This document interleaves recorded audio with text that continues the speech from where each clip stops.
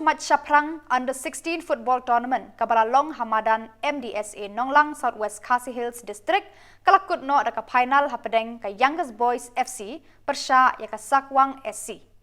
Ka Youngest Boys FC kala penlim ya ka Sakwang SC da ka Shikol lanot badra ya ka nam Lahduh bad ka song pisa ka ba arpo khandai hajar tengka. Ka Sakwang kala yo khat pra hajar tengka. Uba lambok star marngar Presiden KSU ulalong ukongsan bansa meka busket bad uba kit borlang nong rem kubu sembut kongsan.